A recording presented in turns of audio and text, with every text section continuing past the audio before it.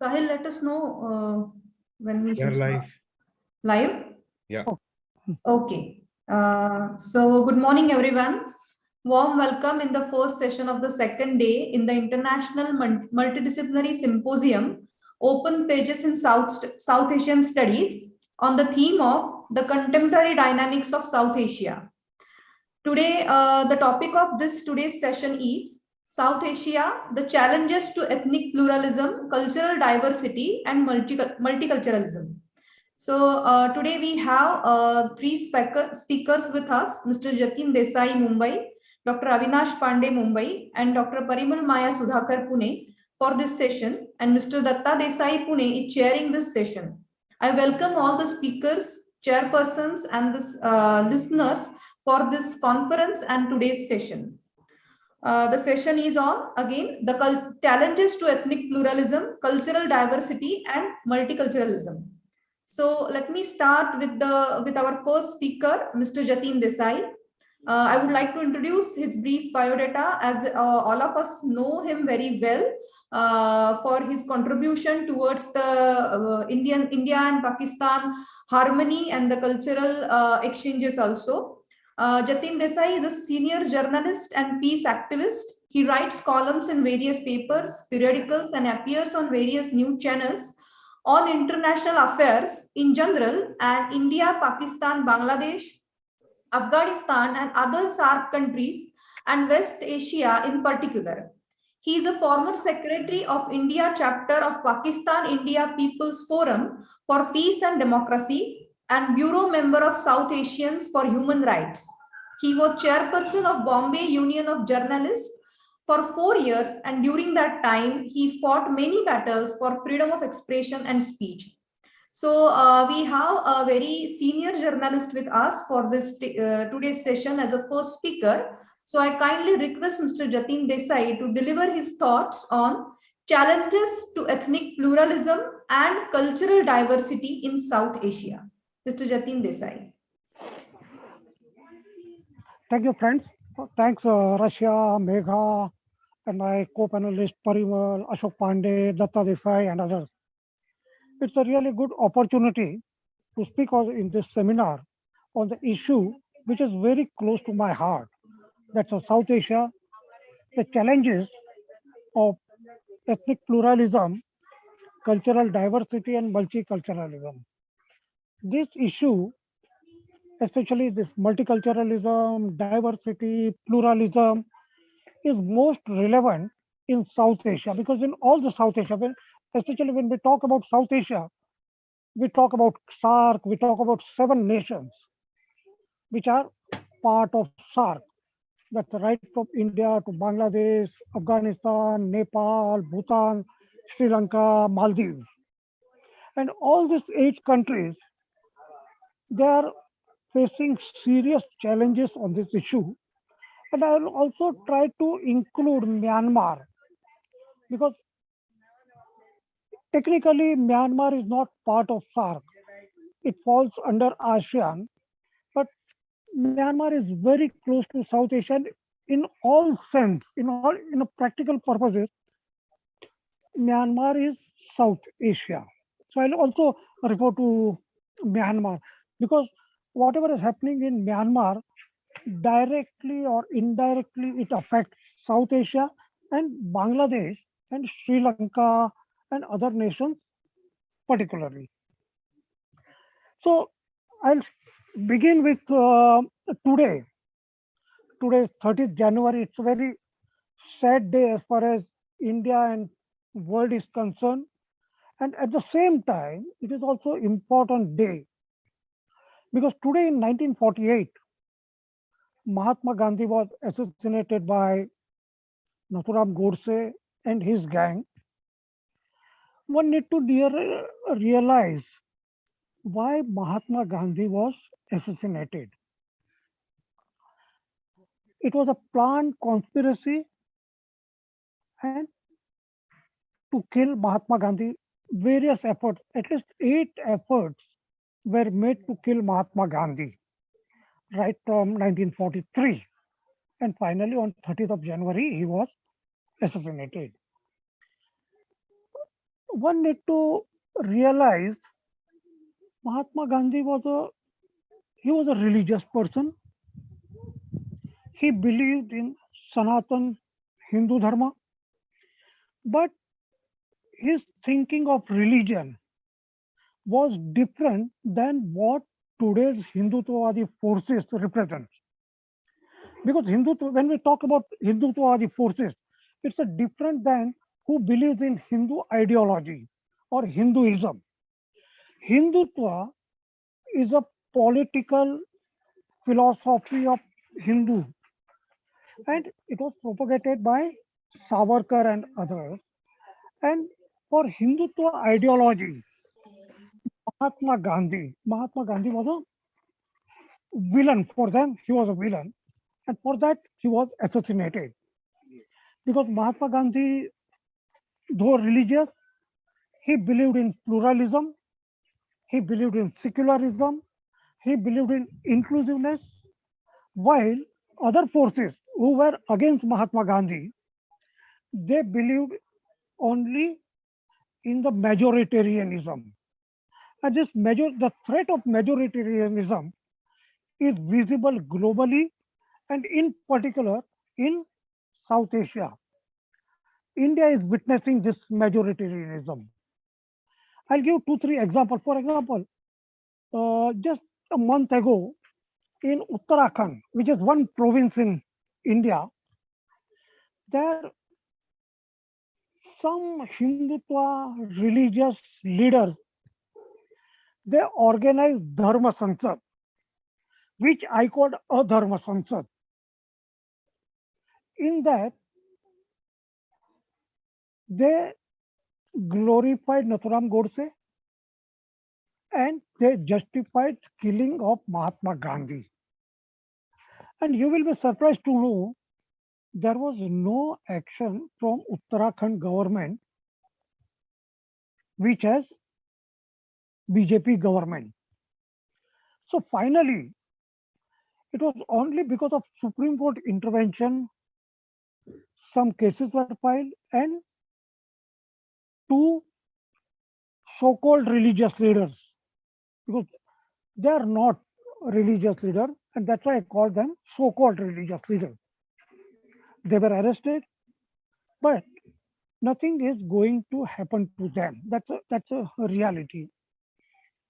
Because in 2019, when we had Lok Sabha elections, Bharatiya Janata Party, again at that time a ruling party at the center, they gave ticket to one so-called Sadhvi, Pragna Thakur.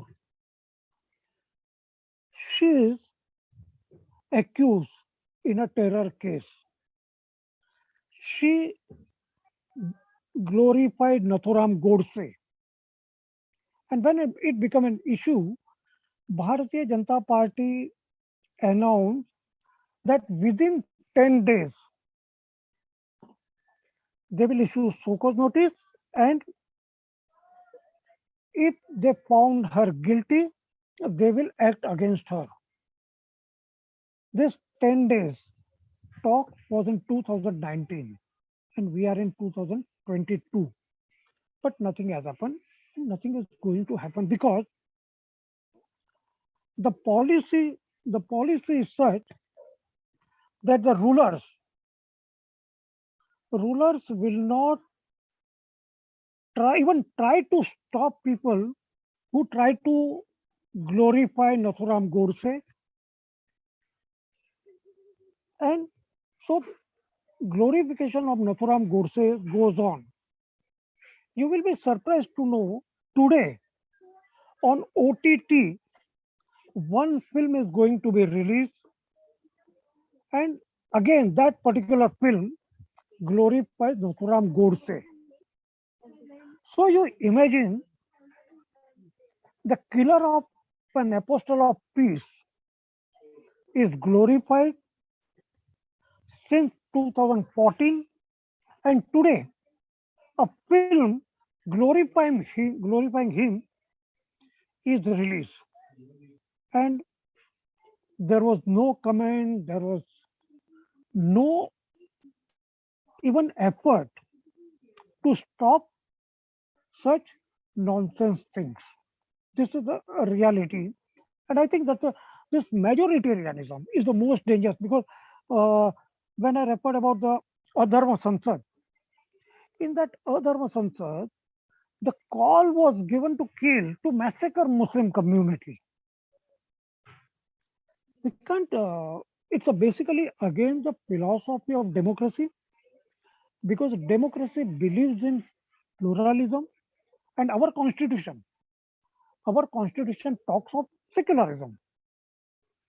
But open threats are being issued, and there are multiple instances, multiple cases one can find. That's so there is a doubt in the mind of the people. Are we heading to majoritarianism? Are we moving in the direction of fascism? These are the questions India is facing. But at the same time, the Indian Constitution, the role of Supreme Court, the role of centrist and left parties, the role of civil societies are playing a significant role, and they are fighting to preserve the values of freedom struggle. So that's a reality, and that is at the same time they are the hope also.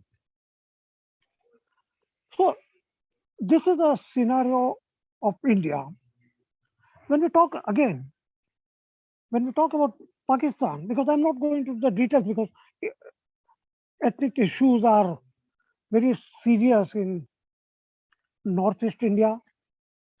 What we are facing in Kashmir are again very serious issues. But moving to Pakistan, again,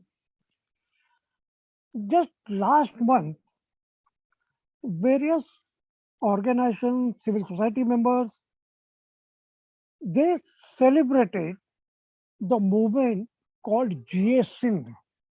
It was a movement started years ago. It was for the aspirations of Sindhi community. But again, because the GA Sindh movement was celebrated, various cases of sedition are clamped on the activists. The sedition, cases of sedition are very common in South Asia. In India, we are facing though the law of sedition is the legacy of the British. But we continued. But Mahatma Gandhi was against the law of sedition. Mahatma Gandhi at that time in 1947, he said that independent India should not have law like sedition because the sedition, apart from Mahatma Gandhi, Lokmanya Tilak and many other freedom fighters were tried under the sedition law. So the Pakistan GS Sindh movement of Sindh, the Pakistan is seriously facing issues in today's Khyber Pakhtunkhwa province, which earlier was called as Northwest Frontier Province. Pashtun or Pakhtun or Pathan, we say, they are facing serious repression in Pakistan. And there is a little hope in the sense. Few years ago, students' movement called as PTM, Pakhtun Tahfiz movement, though it was a student movement, youth movement, it tried to galvanize the aspirations of the Pashtun community and how Pashtun community is brutalized by state as well as by the militant organizations like Taliban or Haqqani Network. Because Haqqani Network since 2001, since the end of the 2001, Haqqani Network became active after leaving Afghanistan they became active in Northwest Frontier Province, one North Waziristan, they became active. So these are the issues Pakistan is facing. It's like aspirations of Pashtun, then they are also having issues of Baloch nationalism.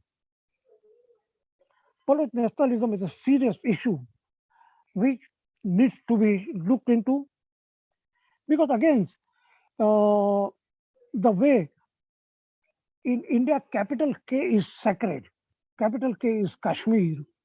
Similarly, in Pakistan, capital B is sacred, B is Balochistan. If someone critically analyze Balochistan's issue, he or she automatically becomes anti-national. So there is in that sense, there is a lot of similarity between Kashmir and Balochistan. So I think they are the facing issues in Afghanistan. In Afghanistan scenario is a absolutely terrible. Hazara community, for example, Hazara community, which are a minority community. Hazara community is targeted.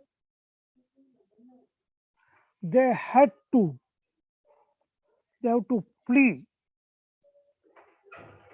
too many times to Pakistan.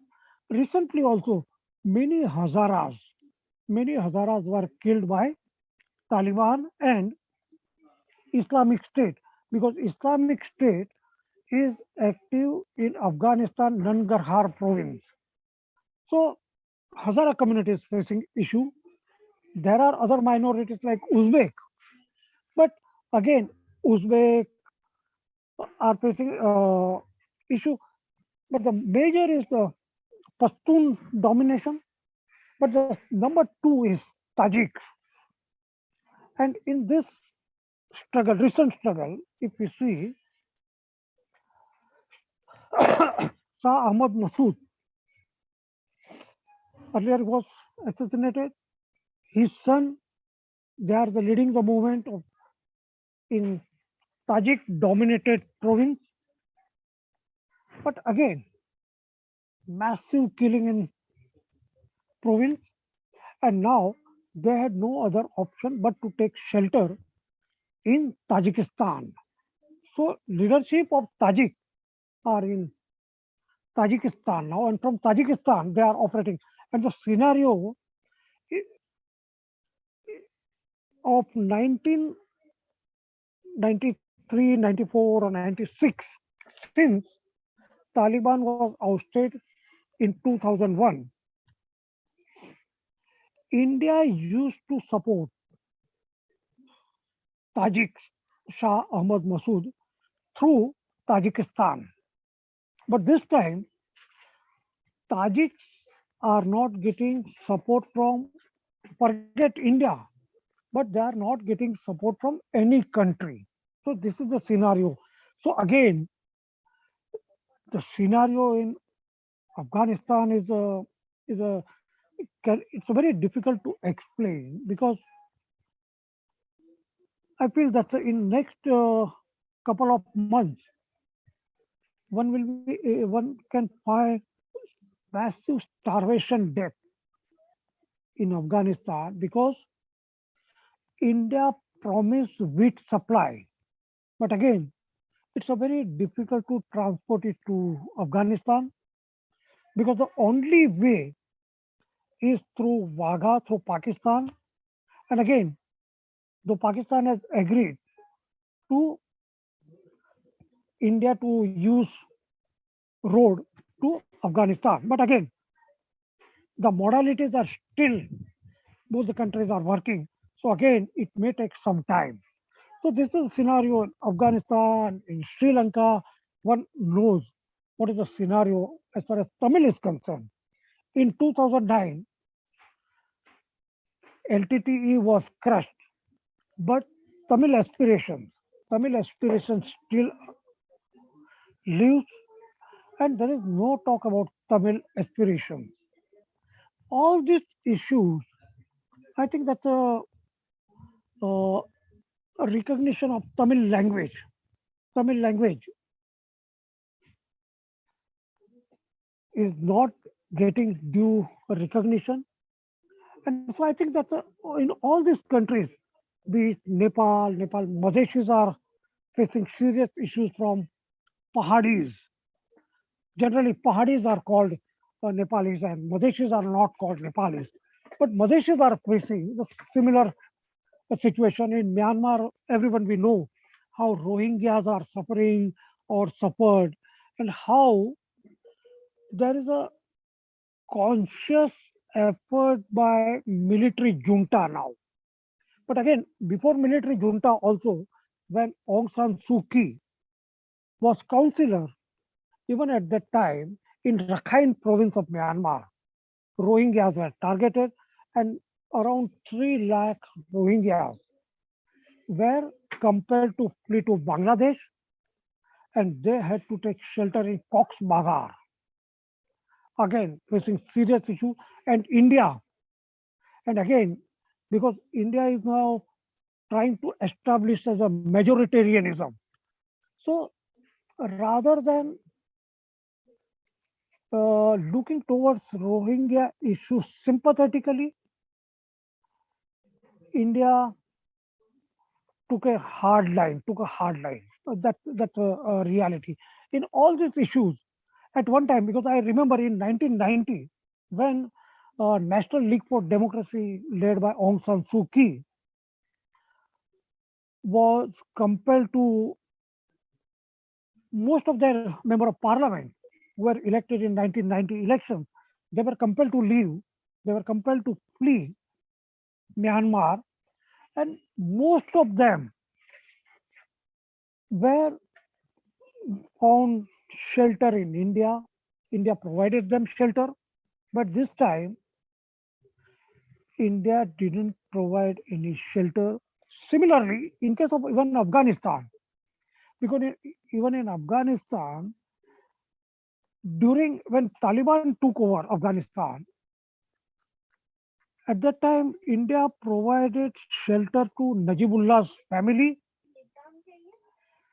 Later on, Dr. Abdullah, who was the chief executive of Afghanistan, Abdullah and his family were in India. They lived in Delhi.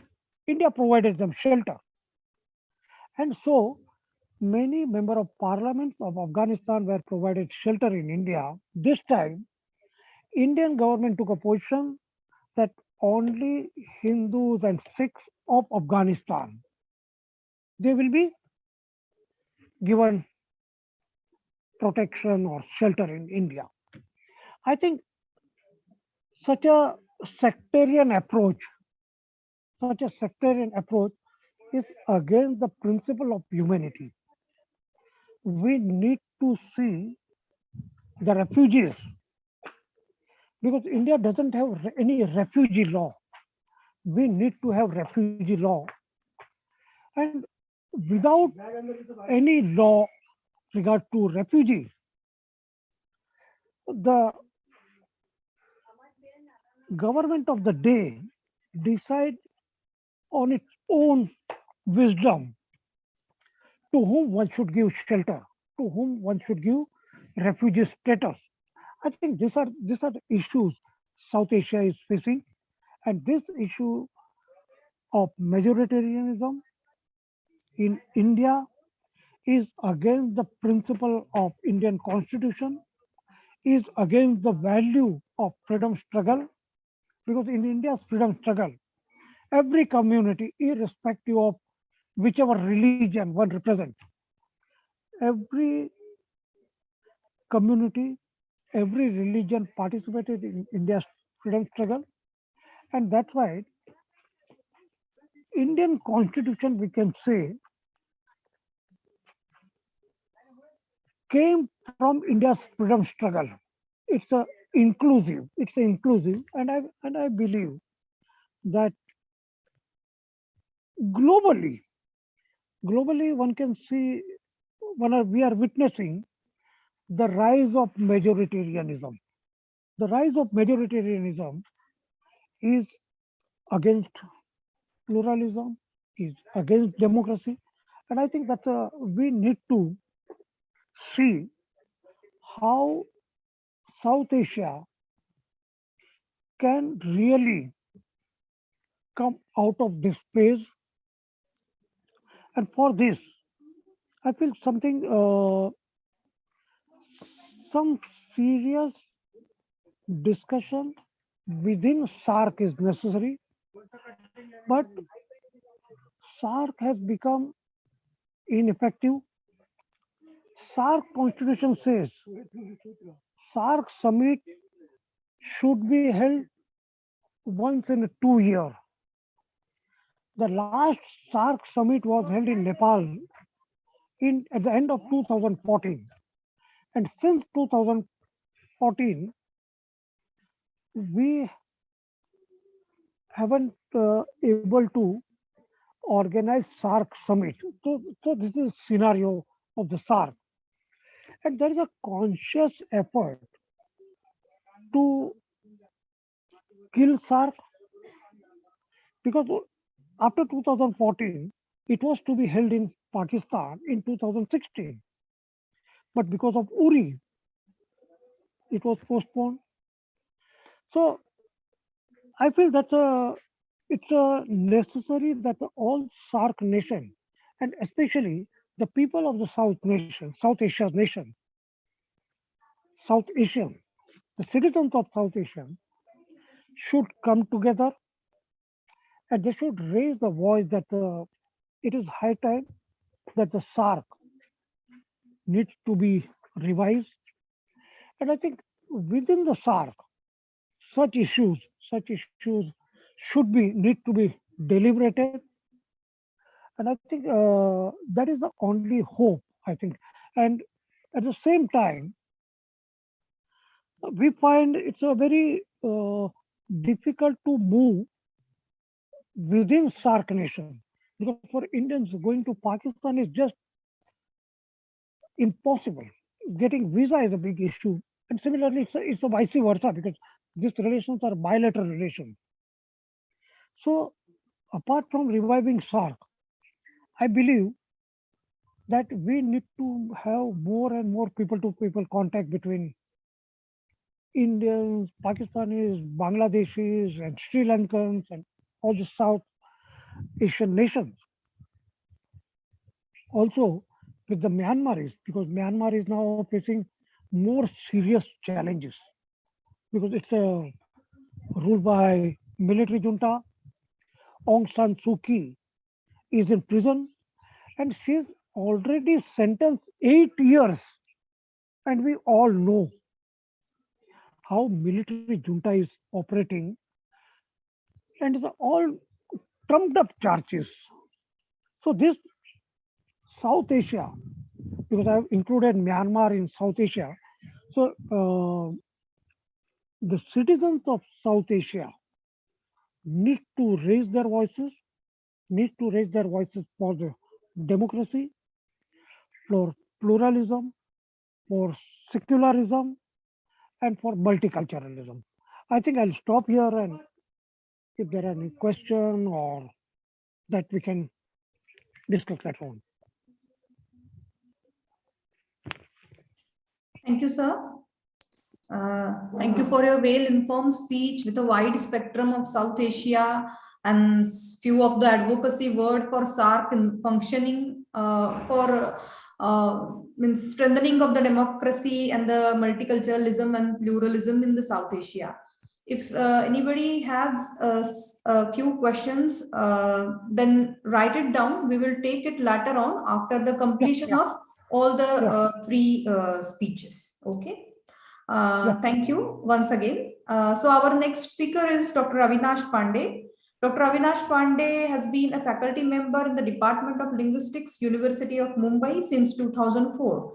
His recent publications have been in areas such as semantics, pragmatics, educational linguistics, especially multilinguality in education, languages in the society, etc. He has carried out research projects in the areas of machine-human interaction, linguistic landscape, as well as orality. He publishes in both English and Marathi. linguistic theory, pragmatic semantic syntax, artistic phonetics, language in education, language in society are some of his research interests. So I would like to request Dr. Avinash Pande sir to deliver his thoughts on the notion of linguistic diversity, lessons from South Asia. Pande sir. Thank you. I would like to begin by greeting the chairperson, my fellow panelists, and the audience, and thanking the organizers for letting me present in an international symposium on South Asia. Now, South Asia is of particular interest to or to students of linguistics, because in linguistics we treat South Asia as a kind of a unit or a coherent region. And that is mainly because of the extensive levels of multilingualism found in the region. So when linguistically one talks about South Asia, the idea which immediately comes to the mind is multilingualism, and the attitudes generally over the centuries, the attitudes towards multilingualism in this region has been a positive attitude. People have developed cultures and have found ways of adding linguistic varieties to their kitty without really compromising upon their mother tongues. So learning a new language or a new language entering the region was never seen as a kind of competition or a kind of invasion of space, but an additional resource which people learned. And as a result, throughout South Asia, people are have used different linguistic varieties at home, at work, amongst friends, in the market, to entertain ourselves, in rituals. We use different languages, different linguistic varieties, and that to our mind is not something very special or it's a mundane thing, right? It's an everyday thing. But in as linguists have studied linguistic cultures across the world, it is a very special. We have realized that this is a very special characteristic of South Asia, not very common across the world. There are some regions of that kind, but it's not very common.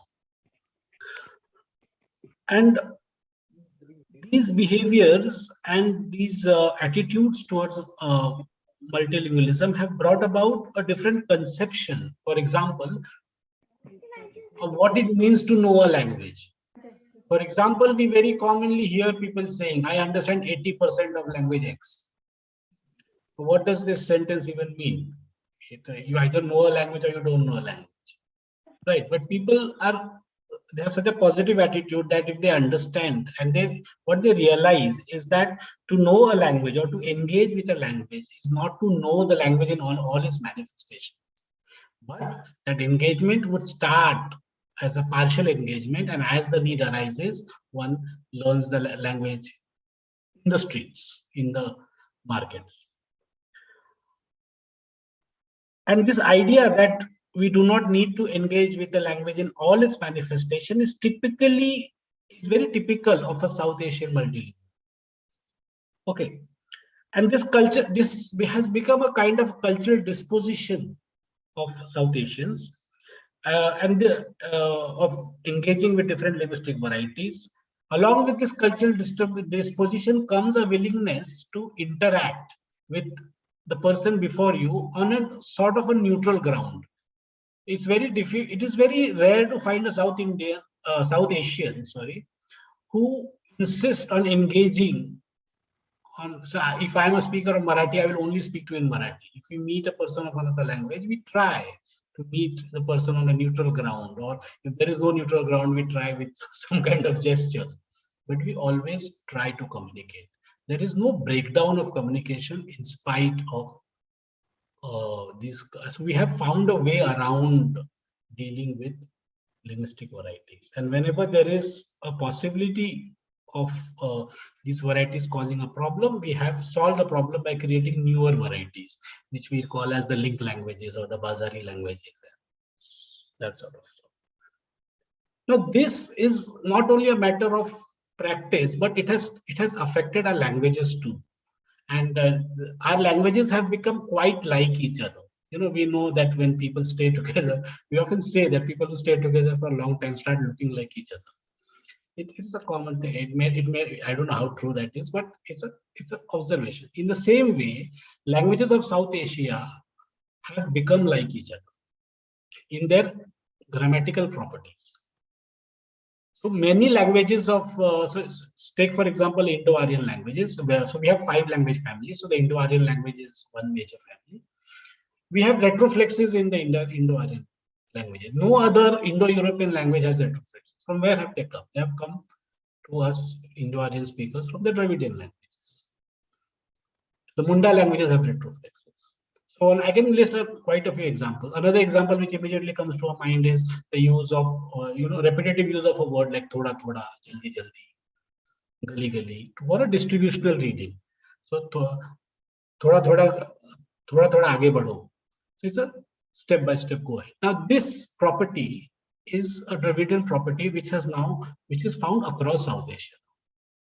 Okay, so languages have converged, they have become like each other, and what I wish to say is that so much so that even while speaking English, we use this. It's not a good construction in English, right?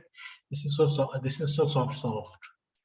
This room is so pink. I have heard people say that. So we are now changing properties of English, and English is now converging with languages of South Asia. So this dynamics of language is something which is very valuable, and something which which other people from other regions are very curious to know about, to learn about. And how do Indians or how do South Asians manage to preserve this level of linguistic diversity? Now, this is a picture which I have painted across the 2 millennia of records we have. But in recent times,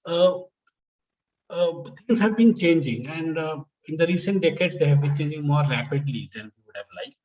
And they have changed to such an extent today that the majority of the debate around our mother tongues is about how can we save our mother tongues. And by all estimates, very reasonable estimates, I would say that we are in almost about to lose 90% of our mother tongue by the end of this century.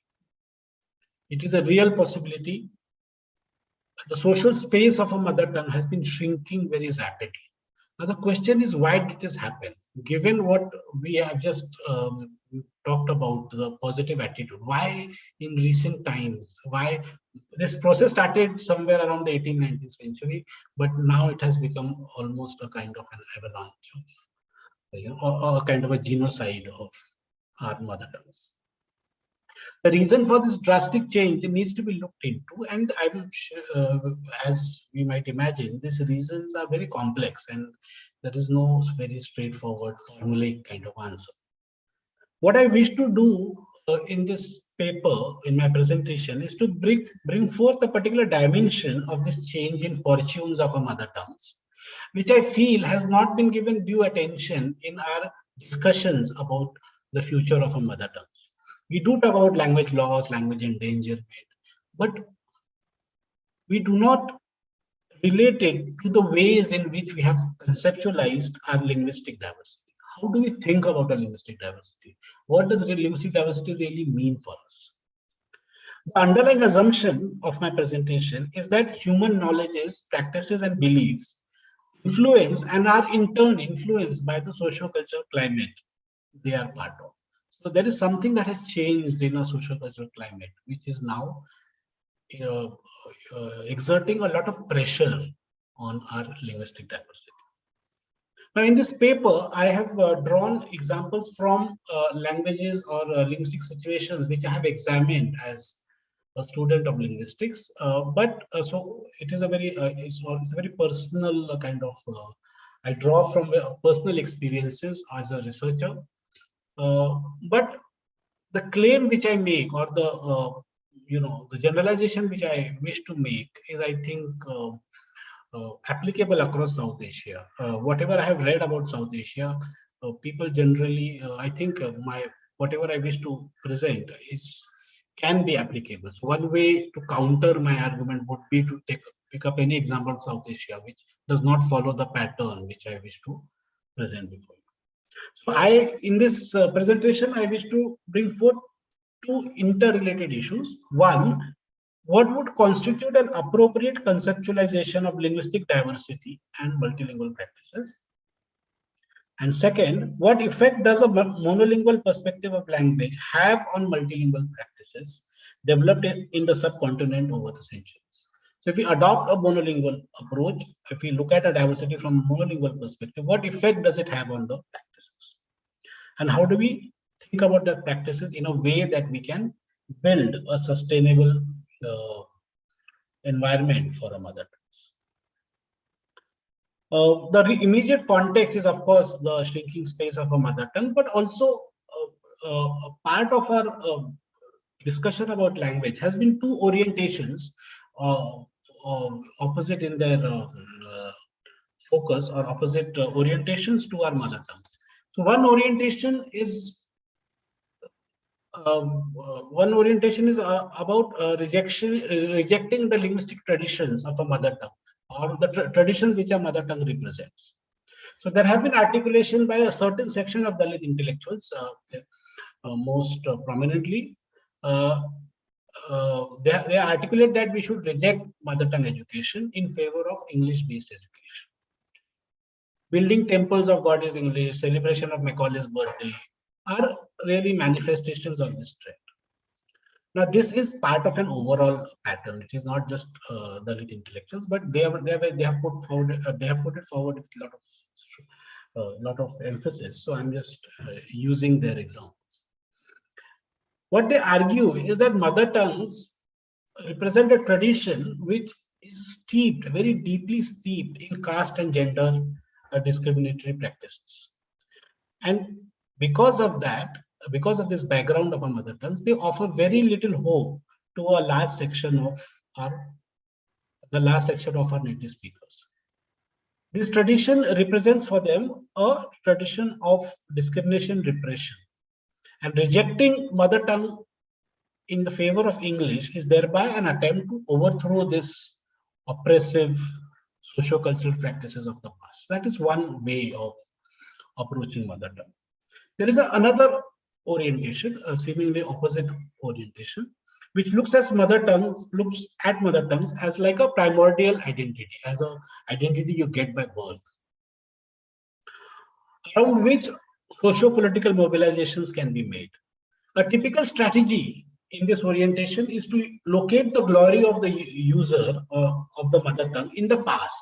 We were great once, we were kings once, we were landlords once, whatever their idea of greatness may be, and blame their current poor state on marginalization of the community at a later stage in history.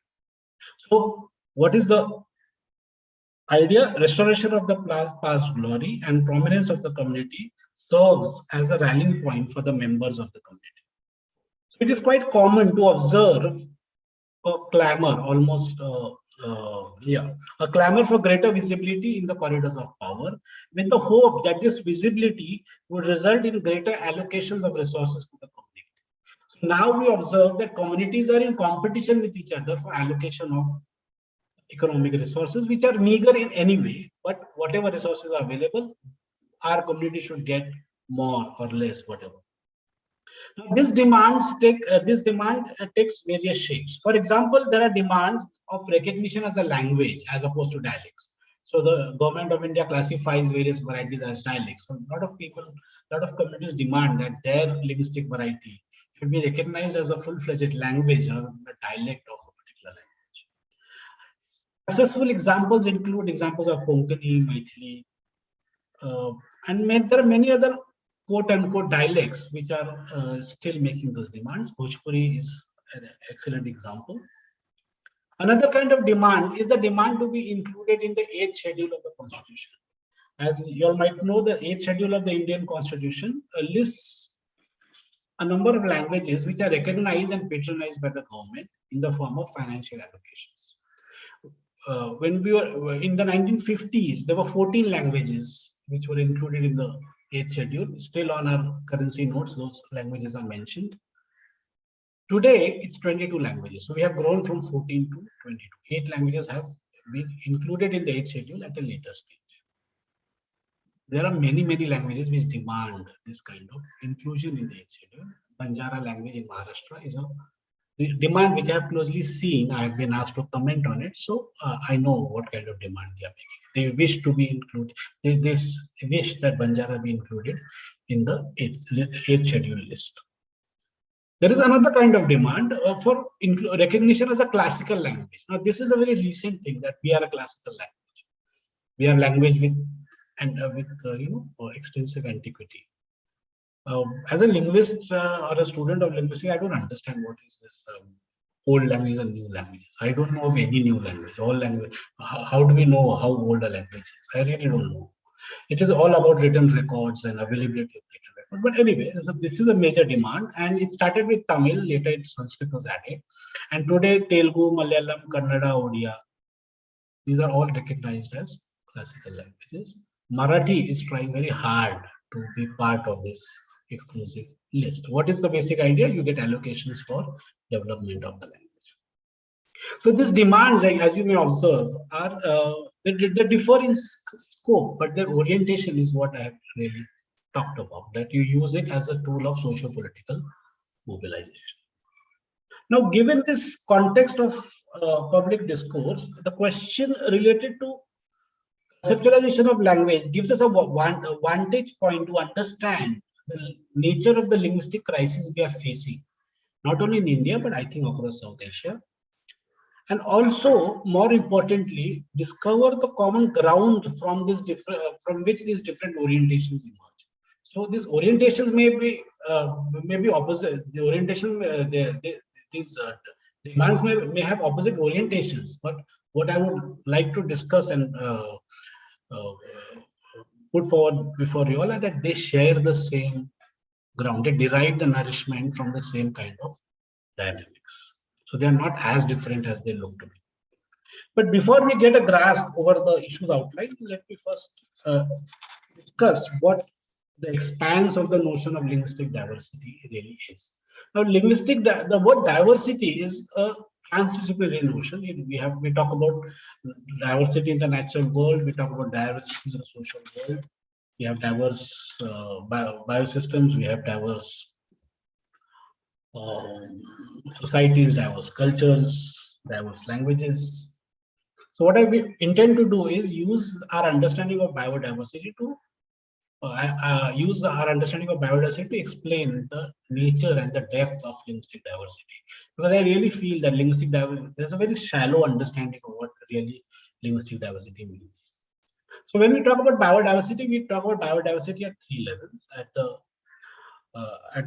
Generally people talk about biodiversity at the level of species. So there are many species of plants and animals, and that region is the level of biodiversity in the region is the measurement of the level of the number of species in that region. But along with the species, within species, the amount of genetic diversity which exists is also equally important. Right. So if human species, we say that we should marry across cultures, because then we increase our genetic diversity. If you marry in a very close group, our genetic diversity decreases. So that the diversity within the species is equally important. And above the species, the diversity of ecosystem, different kind of ecosystems which exist in a region. So when we're talking about diversity, we need to talk about diversity of ecosystem, diversity of species, and diversity of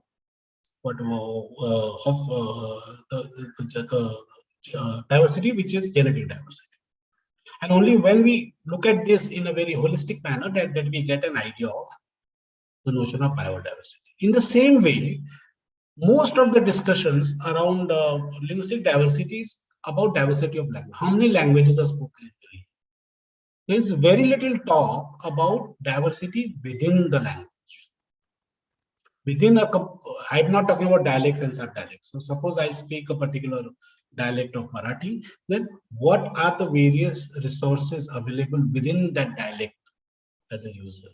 Are we increasing those resources or are we decreasing the resources? That will give us a very fair account of the vitality of the language, how vigorous that language is. Of course, importantly, equally importantly, diversity, various linguistic ecosystems. South Asia is made up of various linguistic ecosystems which do not coincide with administrative boundaries. And we have had a lot of conflict, a lot of stress, cultural, social stress, because we have imposed administrative boundaries on what is essentially a contiguous area. South Asia, why do we talk about South Asia? Because we look at it as a contiguous area. And unfortunately, linguistic surveys or any cultural surveys, they follow administrative boundaries for understandable reasons, but then these surveys break the continuities which we observe. So, users, we all in this virtual classroom are multilingual users. We all speak more than one language. I don't know everybody, but I can guarantee it, because we are all. I have not met a human being who's a multilingual. Okay, and our linguistic repertoire consists of diversity at all these levels. So when we talk about diversity, we have to talk about diversity at all these levels. Only focusing on how many languages is a very reductive way of.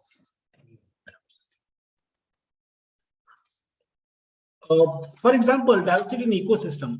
A very interesting question is that if there's a person from the Konkan region, which is the belt along South Asia, starting from Maharashtra right up to Kerala, more likely than not that, and if there's a person from the Hindi belt, the person from the Konkan belt could be much more multilingual than the person from the Hindi belt. Multilingualism in Konkan region is very, very high as compared to multilingualism in Bengal, multilingualism in the Hindi belt.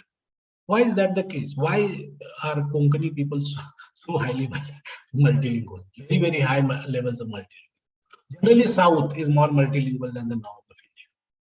Just to take example of India. So explaining this linguistic ecosystems becomes very, very essential, but unfortunately, we do not have enough discussions around this. We really focus on languages.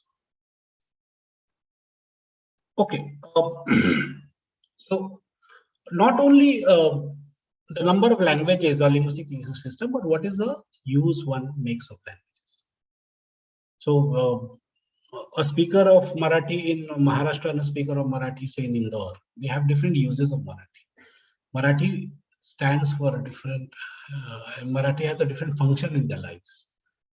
Okay, not only that, a person from a Kolhapur region would speak differently than a person from Pune region, I gather. And this difference is not only of grammatical difference, it's a difference of style, it's a difference. In Marathi, there's a word lakab. There's a way of speaking, the way we approach language, the way we approach a particular, the linguistic idiom itself is very different. So understanding these levels, so we know it intuitively, but it never becomes part of a discussion. It never becomes part of our descriptions about language. So understanding what languages are for becomes a very important component of our notion of linguistic diversity. An exclusive focus on language often leads us, or it misguides us. There's a very an example which I have personally experienced. I studied a linguistic variety named Parushi, used by the Nathpanthi Dauri Gosavi community, or nomadic tribe, which travels throughout India. They are highly multilingual, correct? But they have this special variety which they use amongst themselves in presence of strangers. Very curious use of a linguistic variety. So when they are in presence of strangers, they would talk to each other in this variety. And we studied this variety in the department. What I realized is that this variety consists of around 150 to 200 words. And they represented what stands for negative connotations for that community. Threat from strangers, from police. So they use those words in those situations.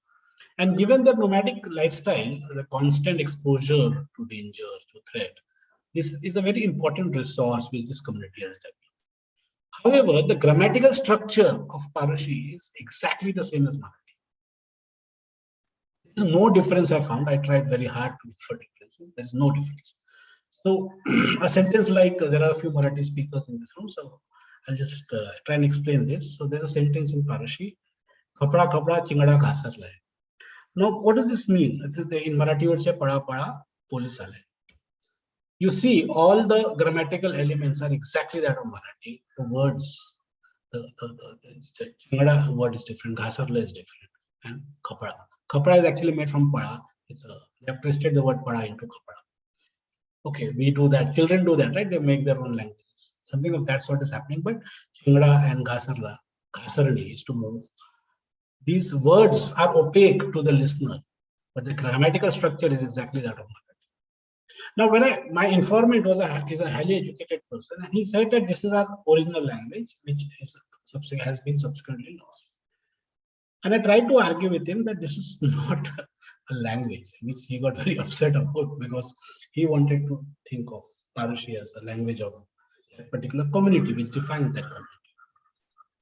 And my own research tells me that this is a resource developed by the Nagpanthis within the domain of Marathi. Their mother tongue is Marathi, so they have used within the mother tongue, they have developed something very special with a very, very well-defined function. So this, but why is Parushi portrayed as a language? Because the model available to my informant is that of a language. So every community has a language, and that language many of these languages are in the face of are facing language laws. So that template is available to him, so that it easily fits into that template. But what we don't realize is that we are not looking at a language, but a difference within a language.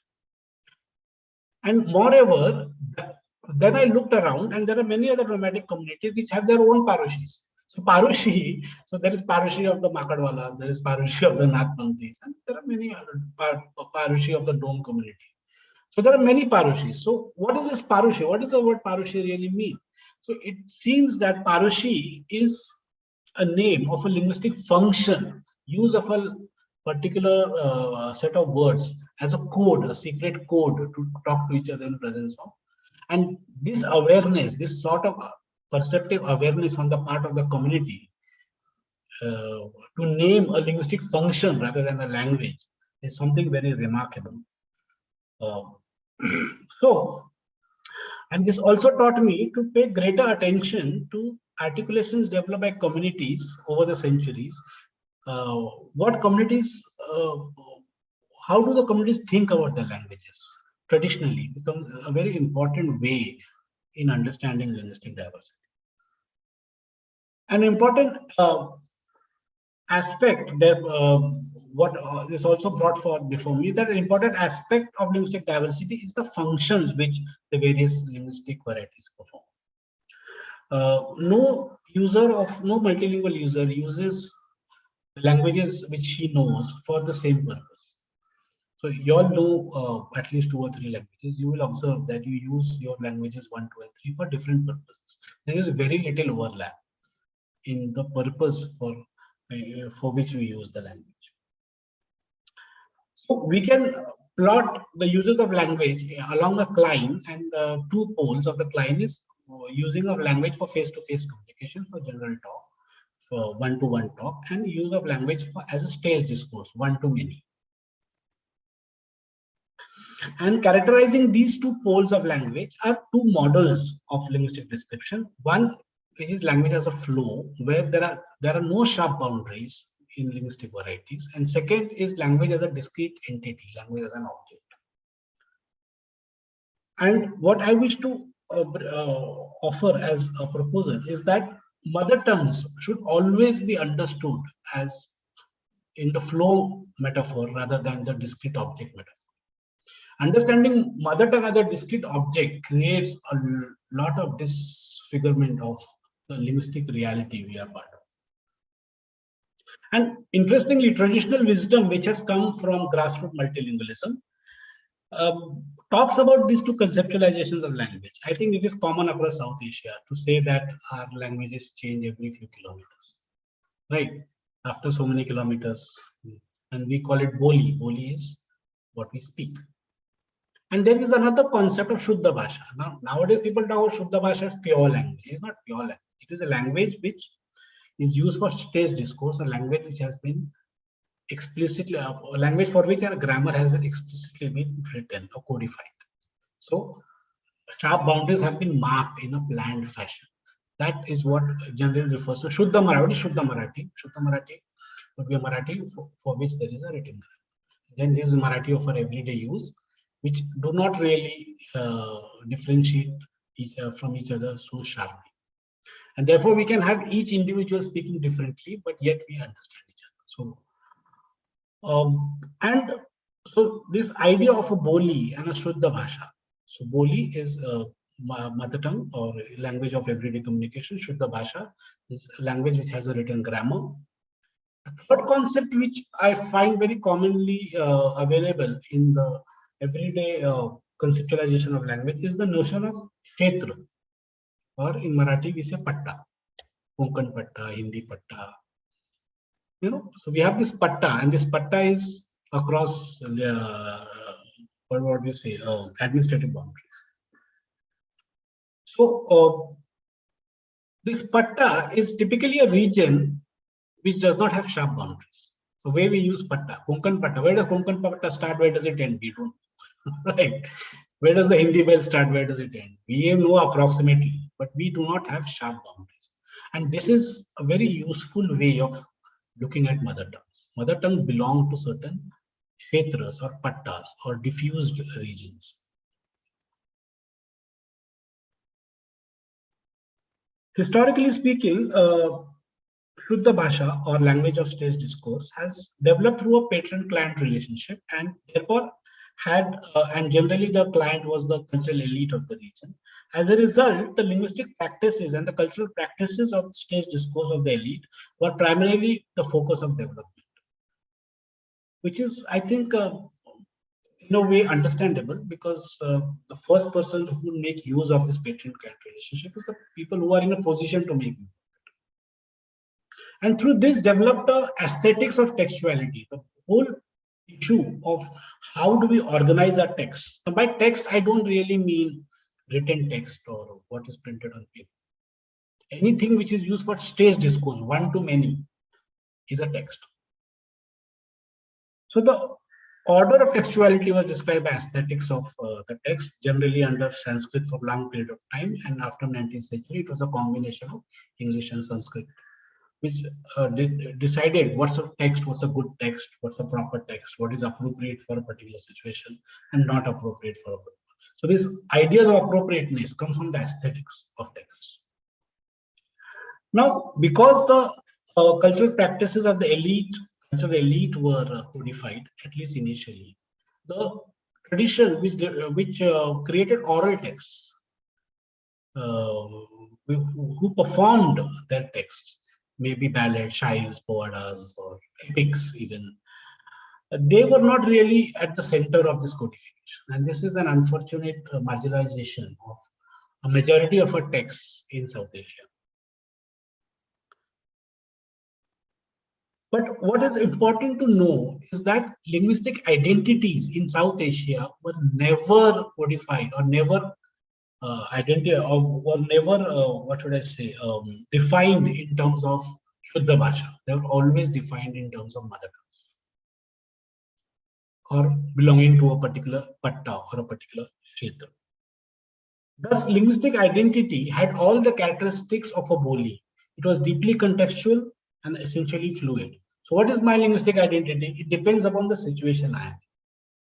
In some situations, I become a Marathi speaker. In other situations, I become a Hindi speaker.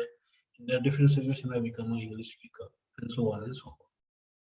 So I don't have a fixed, rigid linguistic identity. It is deeply contextual and a fluid identity. That has been, so we do not have this kind of linguistic identification across the meaning.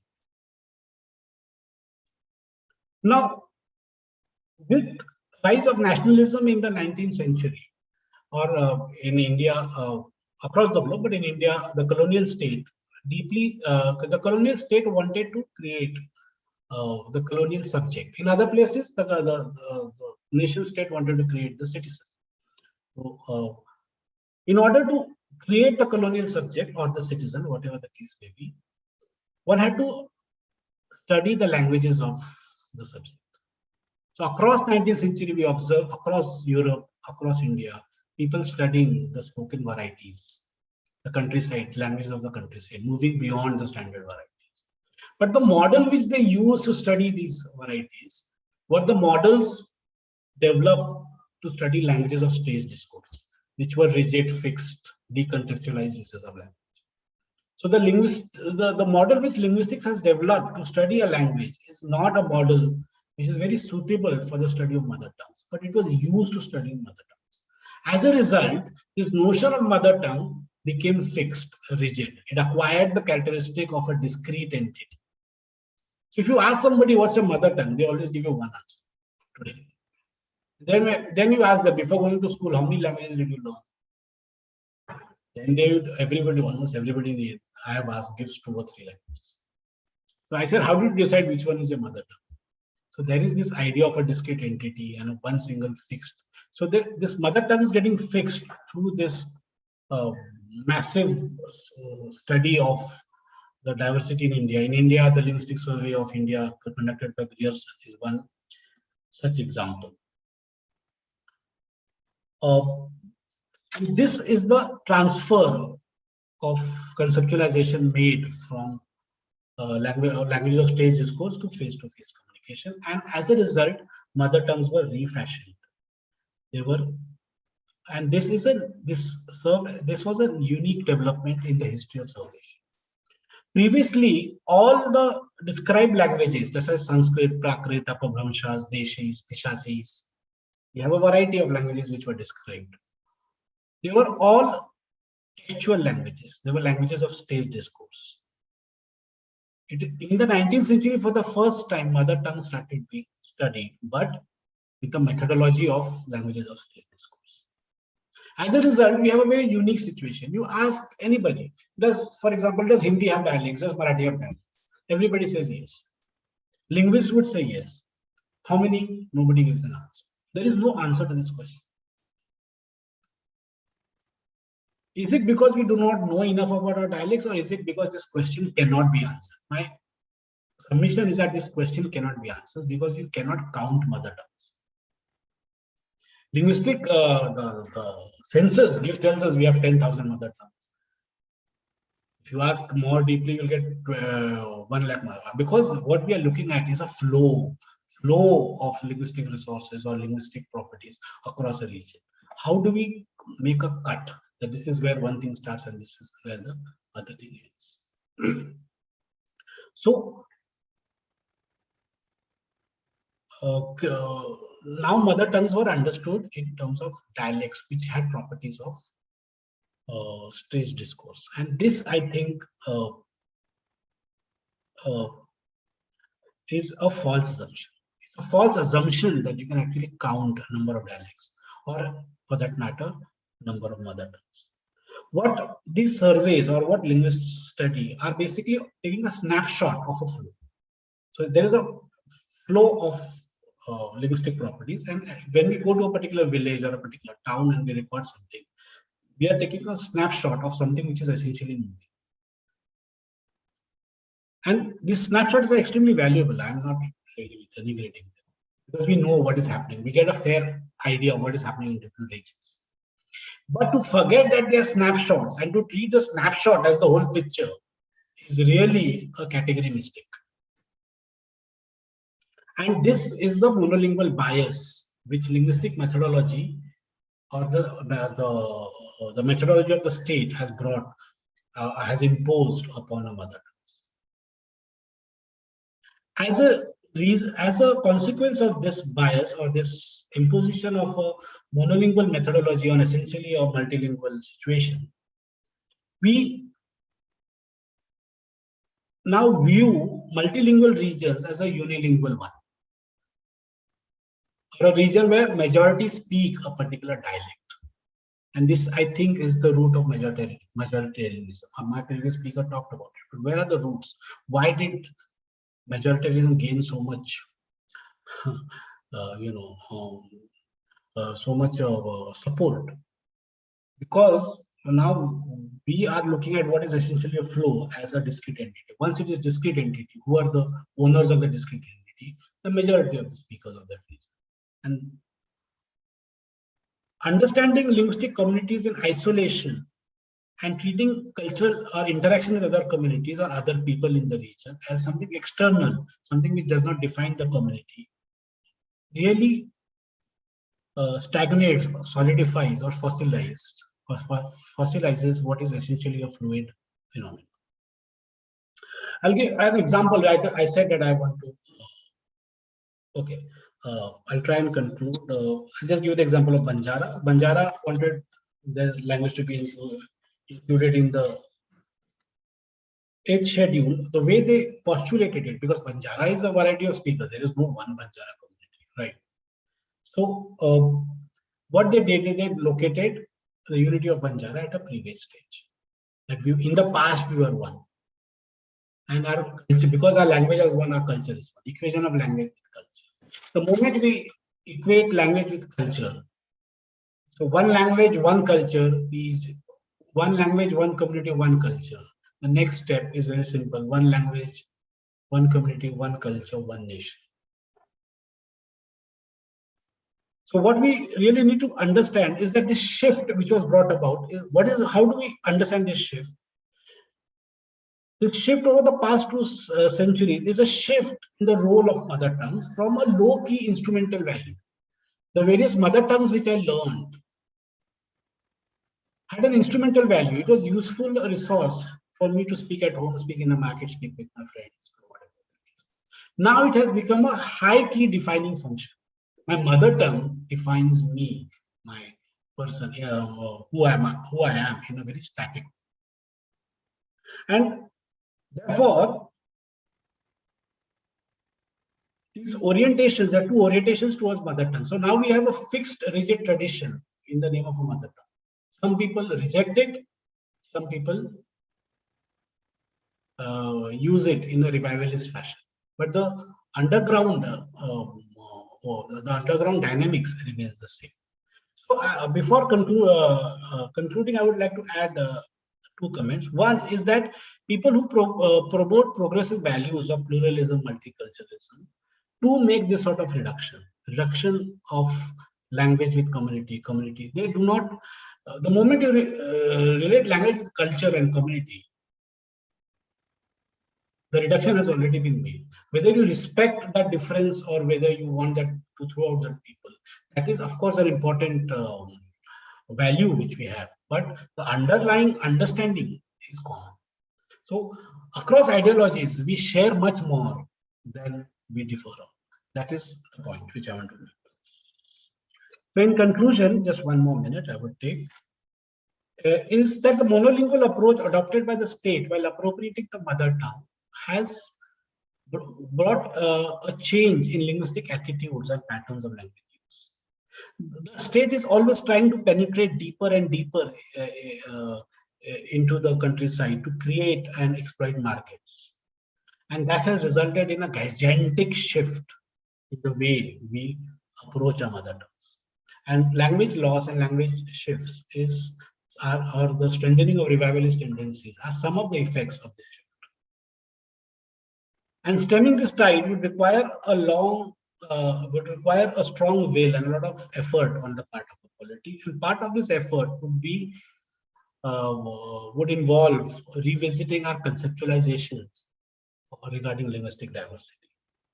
And we as intellectual workers should listen much more to the voices which emerge from grassroots multilingual experiences of South Asia in order to come up with a more viable, more sustainable solutions to the linguistic crisis which we are facing.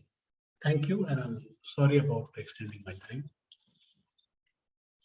Thank you, sir, and sorry for interruption also, but we have a time limit with us.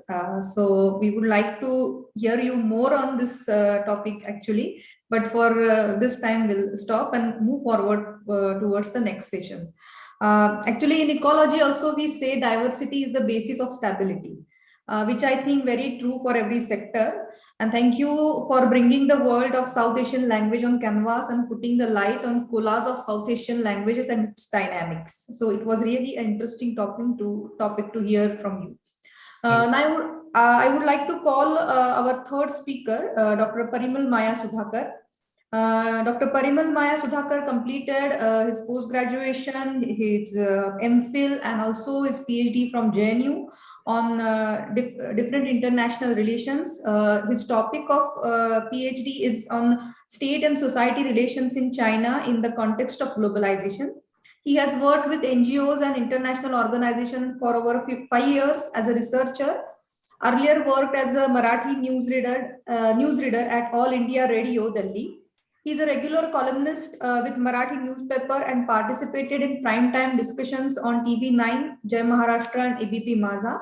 He served as elected joint secretary and vice president of JNU Student Union, the famous JNUSU. So I would like to hear from his experience. His research areas are theories of international relations, conflicts in world politics, India's foreign policy, rise of Asia in world politics, and Indian politics. So I would now like to request Dr. Parimal to start his session. Thank you. Thank you so much. Honorable Chair of this session, my co-panelists and respected members who are here for this particular session. And thank you so much, Dr. Avinash Pande, for this very, very interesting presentation and your views on the linguistic diversity and the issue of mother tongues in it. I will be speaking on nationalism, subnationalism, and transnationalism in India. As generally a well accepted or generally understood definition of nationalism says that what constitute nationalism, or what can enthuse the process of nationalism. There are majorly four elements that are considered to be highly important. The first one is that of a stable community of people, that people with a common bond amongst themselves, they should be part of each other's life for a long period of time. That is the first very important element. The second is that of a common language, that those people who are part of each other's ecology, they speak generally a common language. The third is that of a continuous territory, that these people who are part of one of each other's lives, of each other's ecology, and speak common language, they also should have a continuous territory where they are residing, a common territory that on which they are residing. And the fourth is that they are having their shared economic life, that their economic interests are woven together, and they are kind of codependent on each other for their economic sustainability and also for economic for their economic progress as well. At the global level, these are the generally accepted parameters of constitution of a nation state, and the nation state can come in existence that would give rise to the process of nationalism, or inwardly or in the other way, the process of nationalism can give way to constitution of the nation state. But in either of the case, these four elements are considered to be highly important and necessary for the constitution of nation state and for any kind of nationalism or the nationalist movement also.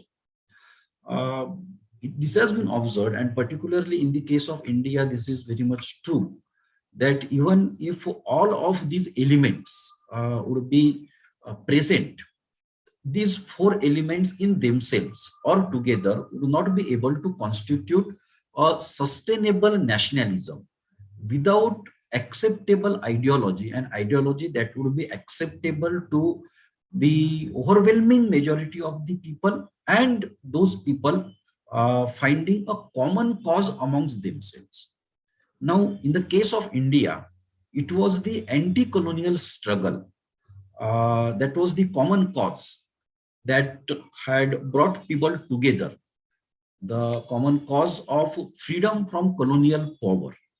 And it was this common cause that has infused the nationalism in the common territory and on the stable community of masses, and to some extent who were sharing economic life, but with a major exception that they were not having the common language. And despite the fact that they were not having the common language, nationalism, it thrived in India because of the common cause of freedom from colonial power through the anti-colonial struggle.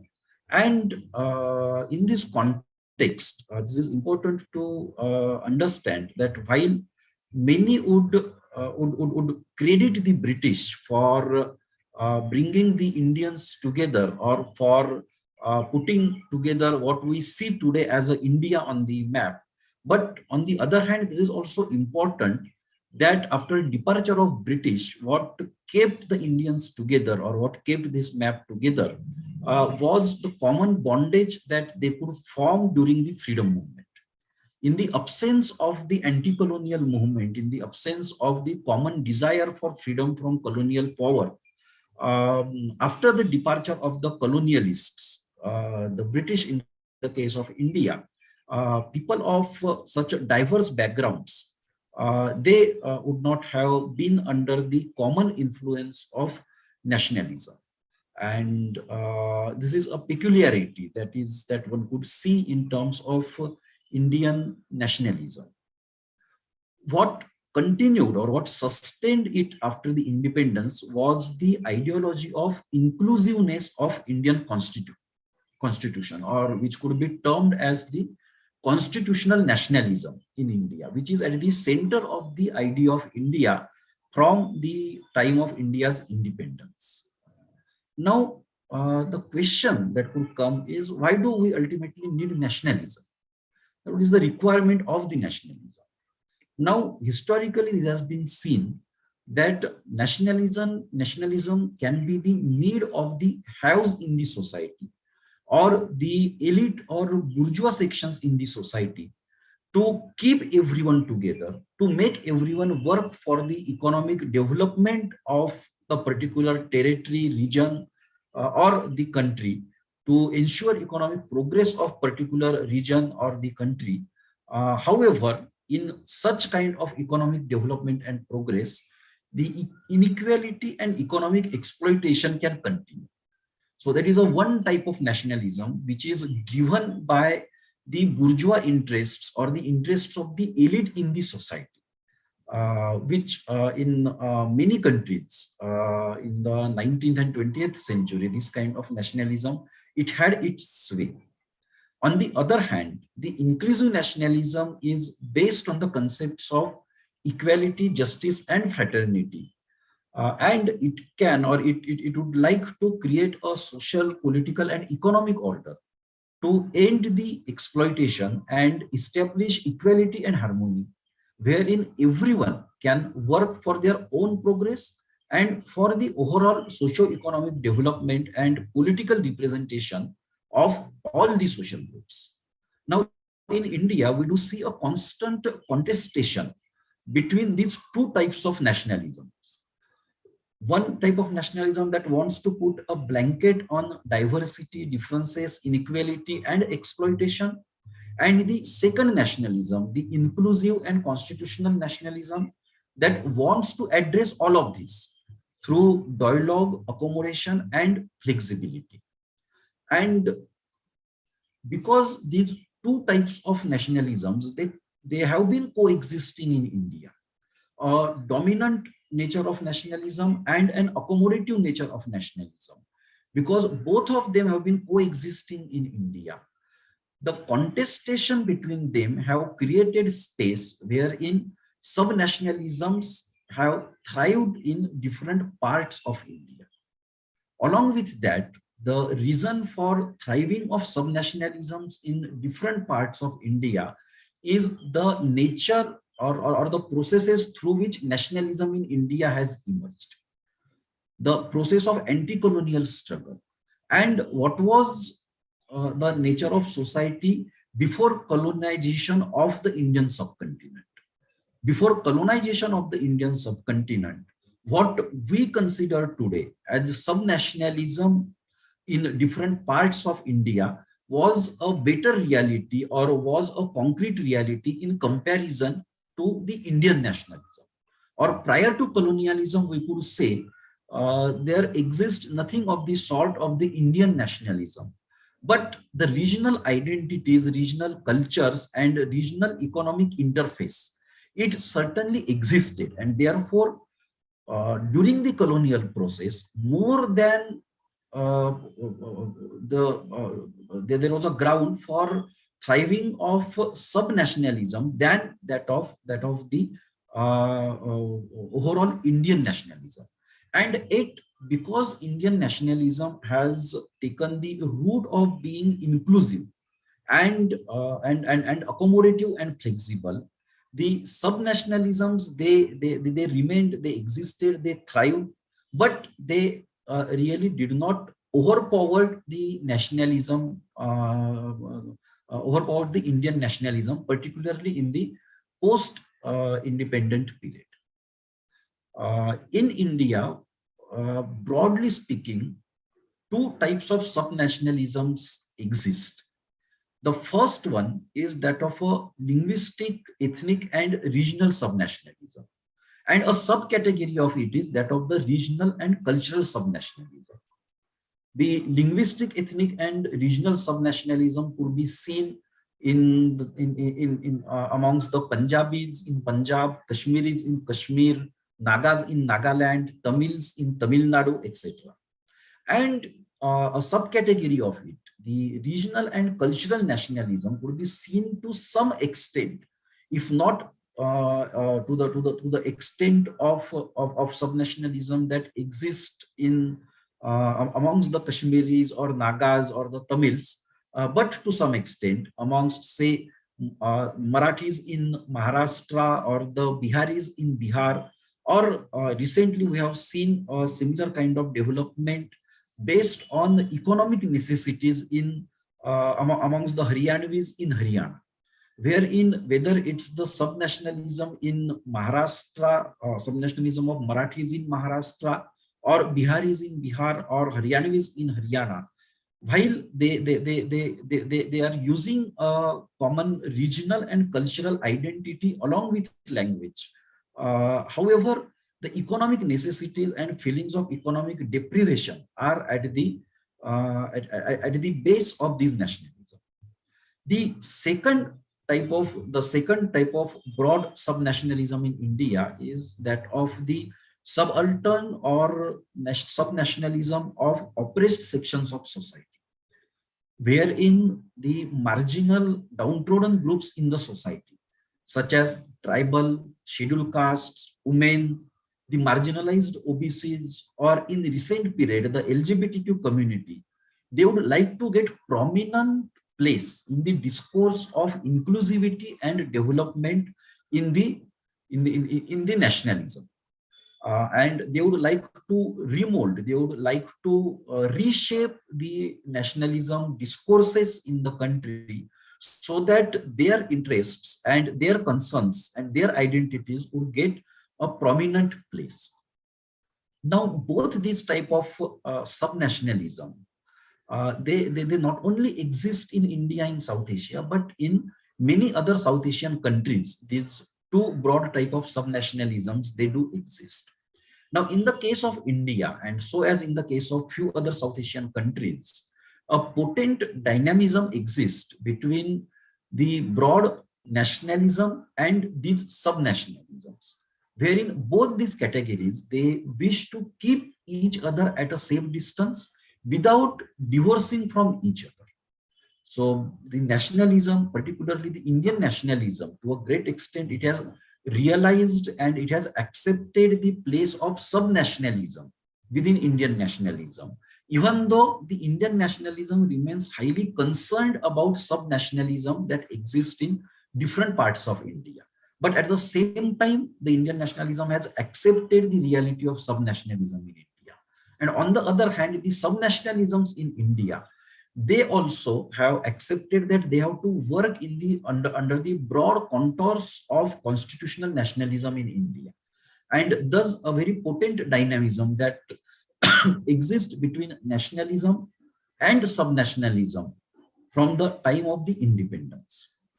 This situation would continue as long as India sustains as a one state, or rather for India to sustain as a one state, this is one of the key requirements that nationalism and subnationalism, they should have this potent dynamism between themselves. And this is true for few other South Asian states as well, prominently for Pakistan, wherein the Sindhi subnationalism or a Punjabi subnationalism or a Baluchi subnationalism, they do exist. In Sri Lanka, Tamil subnationalism, it does exist, which sometimes takes a form of demanding or take a form of a full-fledged nationalistic movement.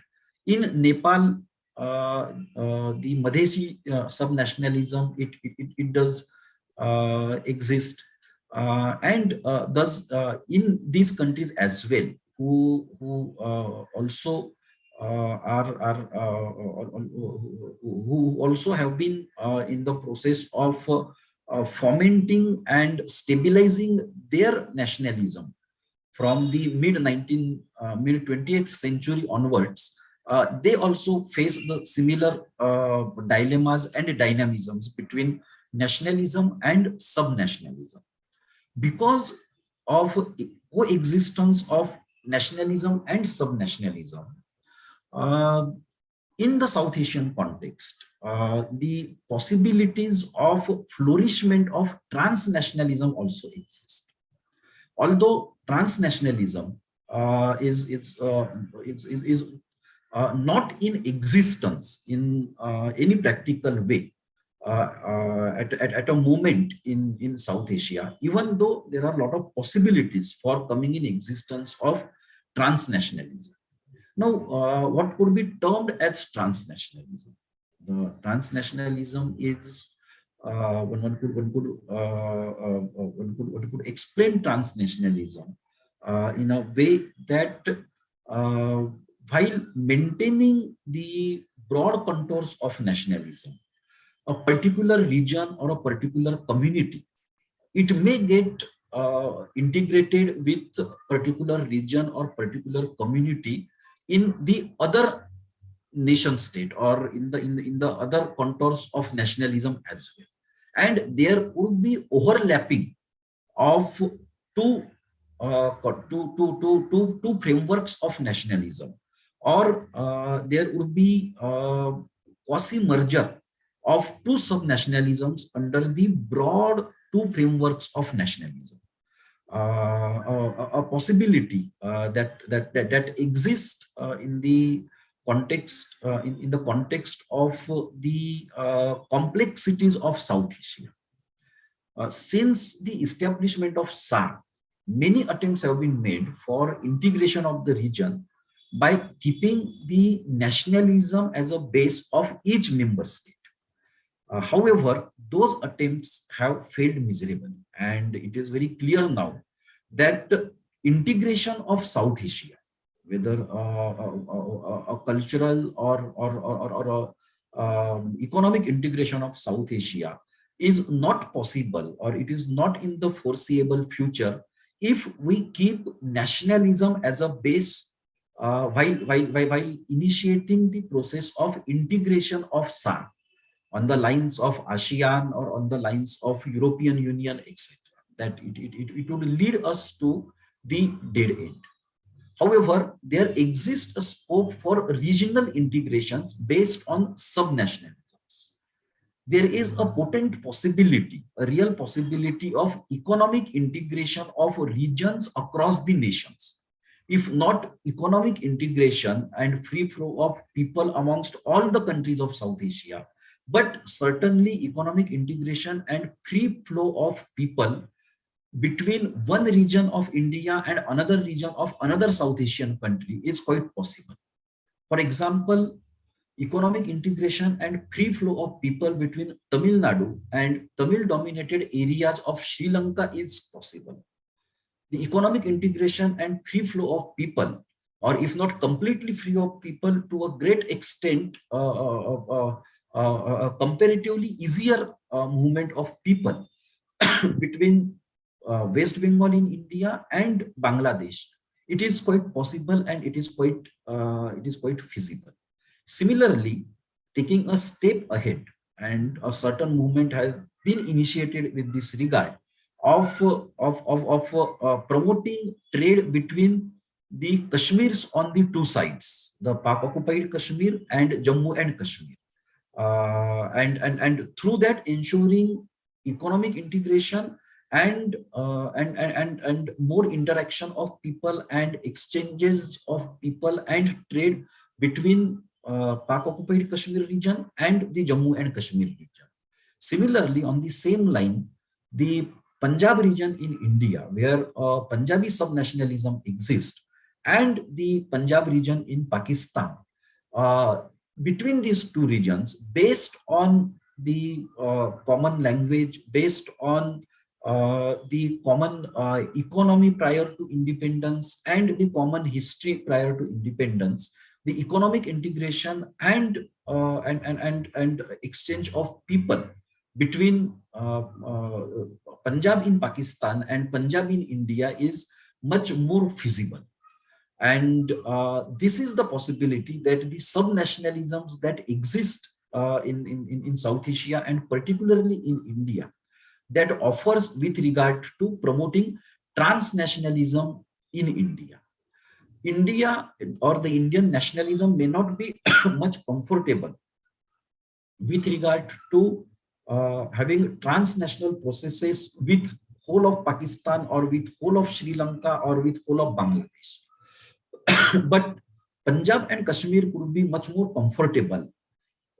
West Bengal could be much more comfortable, and Tamil Nadu could be much more comfortable with regard to having transnational economic and cultural processes with the with the neighboring regions in the other countries.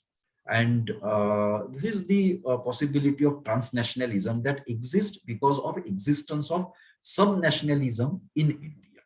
And this transnationalism in South Asia would be impossible without Indian nationalism taking the initiative with this regard, because the transnationalism in South Asia can flourish only if India as a connecting country, and in South Asia, India is the only country that is having a direct geographical connect or the direct approach through sea to all the South Asian countries. And therefore, without India, this transnationalism in South Asia, it cannot flourish. Now, in the last 30 years, we have seen that more or less all the countries in South Asia, they have accepted the basic controls of globalization. Post 1991, which could be termed as the era of globalization. In this era of globalization, all the South Asian countries, they wanted to be part of this process of globalization. They became part of this process of globalization. However, in the South Asian countries, we could see that South Asian countries could not harbor, they could not harness the fruits of globalization to the extent that they imagined 30 years back. There could be many reasons for that.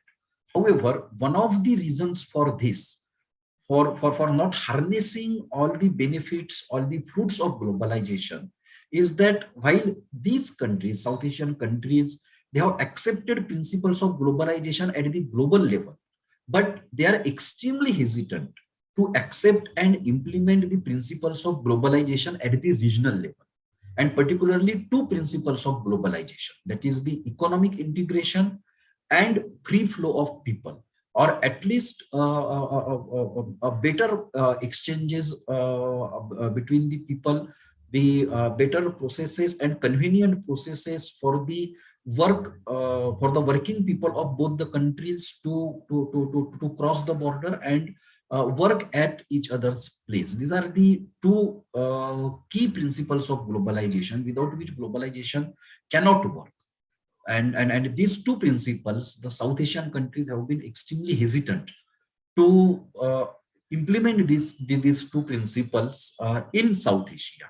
This is a huge contradiction, resulting in South Asia not gaining much from the processes of globalization in last 30 years. Many would say India is an exception and India has gained a lot from the processes of globalization.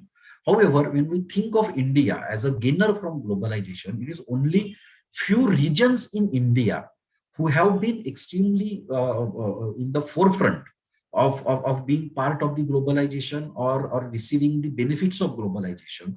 And many regions in India, they are practically not part of this process of globalization. And therefore, India as such, as a whole, we couldn't say that has been a beneficiary of globalization in last 30 years. Thus, transnationalism in South Asia, it offers opportunity for the nation states in the region to maintain their national identity and sovereignty by broadening and integrating the spheres of subnationalisms that are existing in neighboring countries along with their own. The integration of subnationalisms between the countries, amongst the countries, that could be the way forward for sustenance of the of nationalism in South Asian countries. And this can be feasible only if Indian nationalism becomes inclusive, not only within, the inclusiveness not only for within, but the inclusiveness for outside as well. In fact, when we think of what all the nationalism can do, or why do we ultimately need nationalism? So obviously, to keep people together, people having common bonds, people having common interest, common cause, and it's the nationalism that can keep them together, that can make them to work to achieve common objectives. But at the same time, one of the very important functions of nationalism could be to influence the people and communities outside one's sphere of influence, to influence those people who are outside our sphere of influence to be like us or to be part of us. This could be too ambitious to think of them to be part of us, but certainly nationalism can influence the people far abroad as well to be like us. Our nationalism, the Indian nationalism, it should be and it can be attractive to others to an extent that they would like to be like ours, like they would like to follow the nationalism that we in India follow, or they would like to develop or mold their nationalism on the lines of our nationalism. And this is something that actually would not be extraordinary or something that would not be happening anew at the global level. In the 19th and particularly 20th century, many nationalistic sentiments in many parts of the world, they have influenced nationalist movements in many other parts of the world.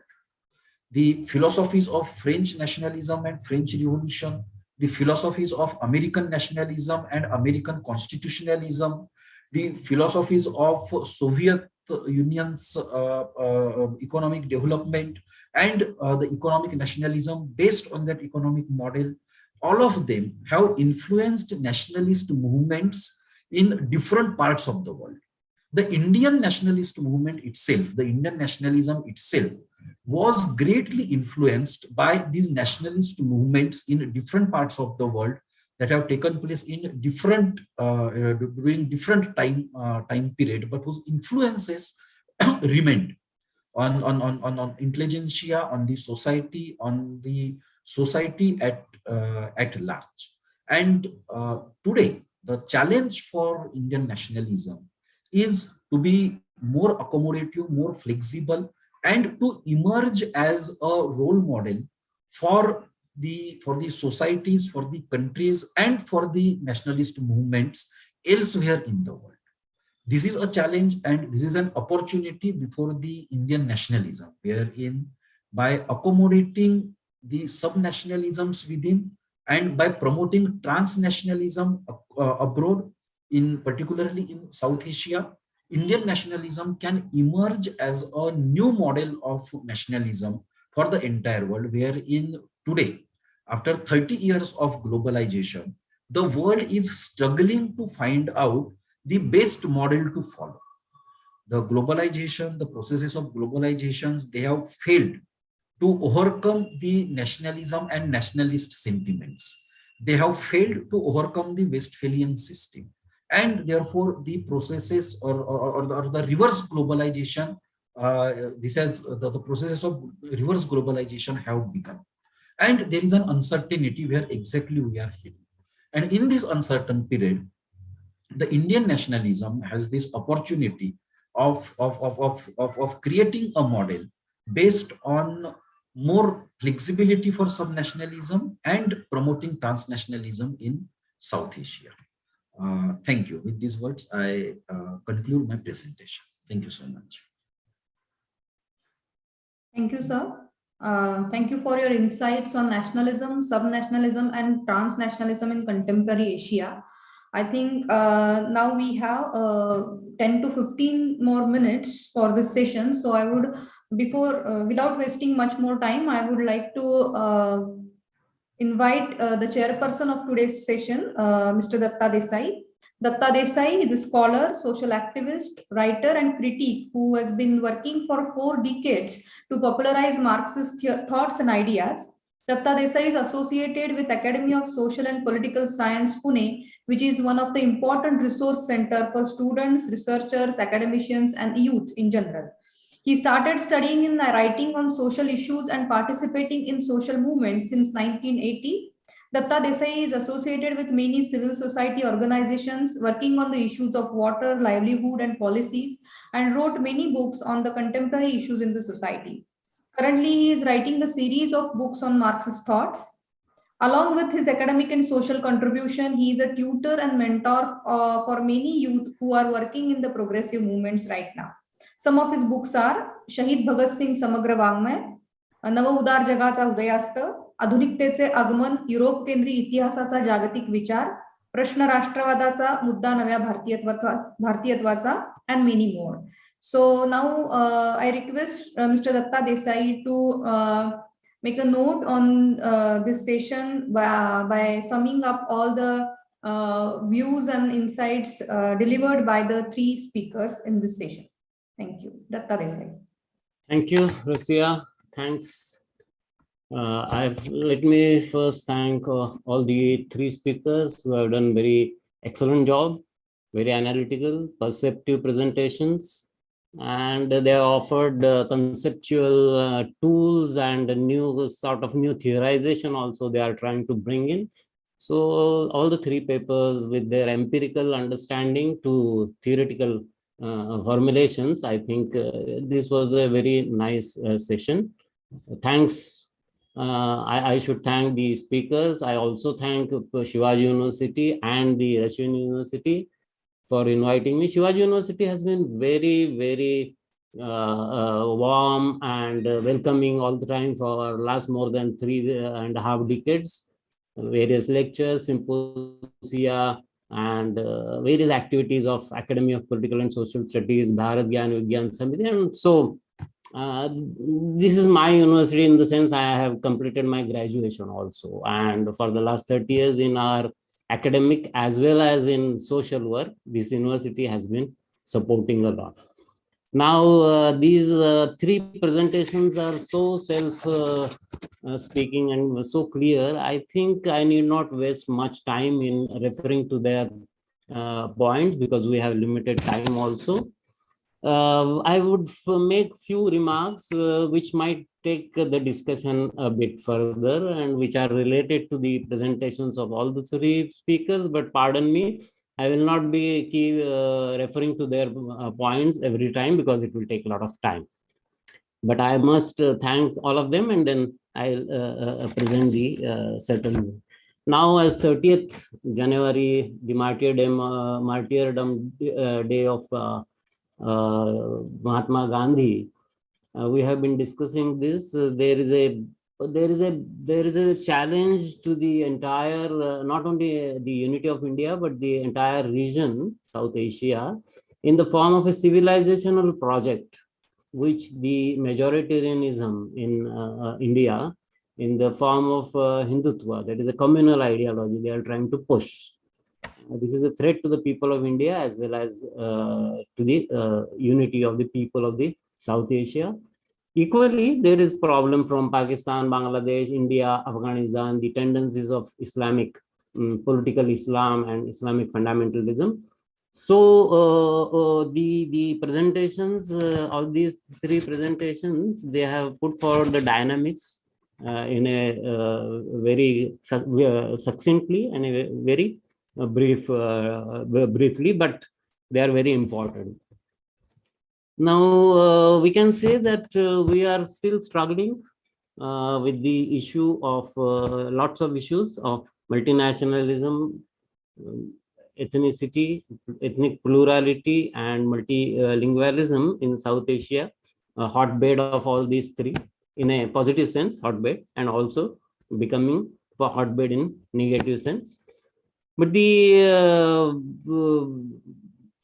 have seen that the nation states in all over the world, but in India and in South Asia, they have tried to deploy language and culture as means to their consolidation, nation states. And in the initial phases, there was secular, and there were points which were trying to take for social justice and inclusiveness. And in the last 30 years, we find that there is a tendency of the politics of exclusiveness and the marginalization of a lot of people, based not only on economic categories, but on linguistic and cultural categories also, ethnicity also. Now, South Asian people can never forget that the colonialism and the present imperialism also, for their geostrategic reasons as well as for their economic interests, have tried to divide and rule this region in many forms, many ways. That includes not only economic and political imperialism, but it includes Orientalism, it includes Eurocentric views, which have been imposed, which have been inculcated in the intellectuals, in the academicians, in the politicians in the South Asia. And there is a great interrelationship between these two classes, the world elite and the elite from the South Asia, and they are trying to make impact on our cultural and linguistic life. The relation may be mediated, maybe sometimes direct, indirect, but it is there. We are faced with a very contradictory reality, where the two forces of homogeneity and forces of heterogeneity, are struggling in South Asia in the sphere of language and culture. Although no amount of bulldozing can suppress the plurality and diversity, the forces of homogeneity are dominant, and behind the homogenization, there are processes and forces of, as I said, colonial past and imperialist present, but they are not the only ones. The South Asian nation states, who have been increasingly resorting to the use of dominant cultures and religious communal identities, is one more factor, as we see in India, as we see in Pakistan. The social forces unleashed by the right-wing populism and majoritarianism. And let me bring in the discussion the military-industrial bureaucratic complex in India, in Pakistan, maybe in Afghanistan. There are small or big military, industrial, and bureaucratic complexes, including the intelligence agencies and paramilitary forces, which are allying not only with the bourgeois state forces, but with the market forces and with the right-wing sectarian forces in their respective countries. And they are trying to keep the domination over the people of South Asia through this. There is also one more factor, that is more and more becoming more and more pronounced. That is the market forces operating.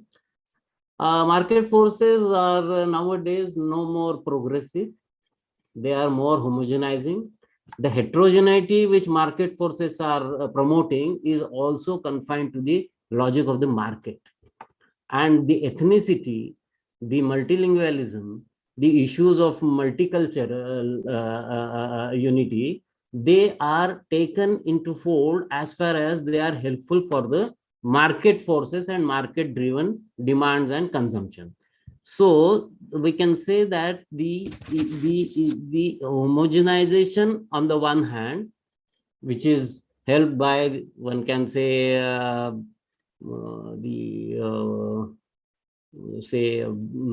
generalized monopoly capital all over the world and including in India, which is led by finance capital, as Prabhatji was yesterday putting forward. And these forces are helping the right-wing populism, which is trying to promote majoritarianism, what we have been discussing for the last 1.5 day. The South Asian region must be perhaps the second most having most contradictions in this. First maybe sub-Saharan countries and then South Asia. You take the polarization, the number of billionaires and the number of people below poverty line, or the ethnic issues and the issues of communalism and sectarianism. So the challenge before South Asia is to counter not only the colonial past and the present of imperialism, but the Eurocentrism and the Orientalist attitudes, but also the market forces and the forces which are trying to bulldoze the diversity of South Asia.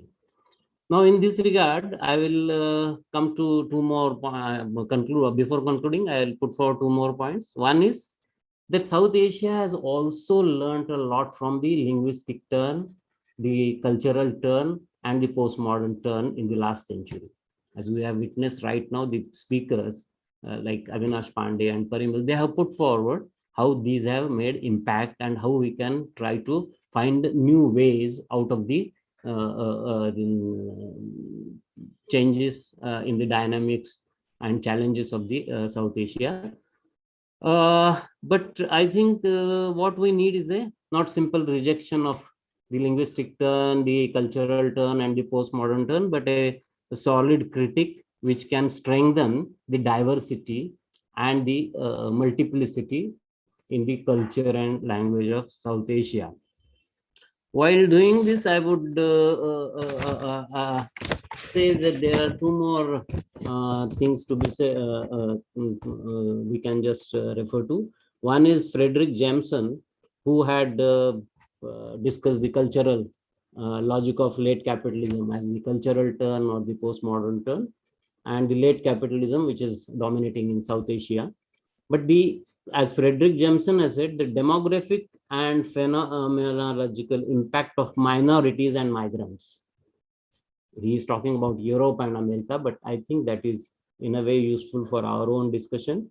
And here, the minorities and migrants, if we define them differently, they can actually form the mainstream, as we have been discussing. The demographic and phenomenological impact of minorities and migrants within South Asia may be crucial in conceiving of the transnational character of contemporary culture. As Parimal was discussing, the subnationalism, the issue of language and culture, they can help us. Take for example, as since yesterday we have been discussing, we can say that the issues of political economy and globalization, they can be called pessimism of intellect or pessimism of political economy, to follow Gramsci. But optimism of will in the form of culture and language in South Asia can definitely help us for a process of democratization of this region, which in turn can make impact on the issues of political economy, and we can have a different alternative. We can build a new perspective of our own, of our South Asian own culture and multilingualism. In this, Avinash has put forward very deep and useful insights, which we can use for further discussion. Last but not the least, I would say that for South Asia, we should try to revive the spirit of Nalanda once again. Nalanda University, once upon a time, it was almost 6 years senior, 600 years senior to the first university of the Europe, which started in maybe at the end of 11th century, where Nalanda had completed 600 years. Nalanda was the true South Asian university. And it was meant for the entire Asia, right from Turkey, Persia to China, Indonesia. At one time, there were 10,000 students and 2,000 teachers, and all the disciplines, philosophies, religions, faiths, languages were being taught there. We revived it in 2010. Government of India decided. Since 2014, we have been seeing that there are again problems as far as the Nalanda. I am taking it as a symbol of hope, a symbol of unity of the people, cultural, linguistic unity of the people of the South Asia. And we can try to promote, because initially it was in 2007, the international agencies also promoted the idea. So this idea is a concrete example of the unity of South Asian people needs to be revived, along with, as Parimal was suggesting, whether it is Punjab, whether it is Kashmir, whether it is Bangladesh, whether it is Bangla culture, not Bangladesh alone, whether it is Tamil and Sri Lankan. So all these sub areas and regional areas can help us, but the basic pessimism of economic contradictions have to be overcome in the beginning with the optimism of our will in the form of culture and languages, for which very helpful insights have been offered by our three speakers. I think we must thank them all, and I end the session here. Thank you. Thank you, everyone. Thank you for such an enlightening session and remark from the chairperson. I think here we will take a break, lunch break, and we'll meet after half an hour by joining the same link. The next session will be on role of literary translations in South Asia. The speakers for the next session are Professor Saida Hamid, New Delhi, Sachin Ketkar, and Farwa Shafakar. So we'll take a small break for a lunch, about half an hour, and we'll join with the same link after half an hour. Thank you very much. Thank you for joining this session. Thank you for giving such a good speeches and making this this symposium a great success. Thank you. Oh, just 1 minute. It's not half an hour. Start at 2 o'clock. Okay. Okay.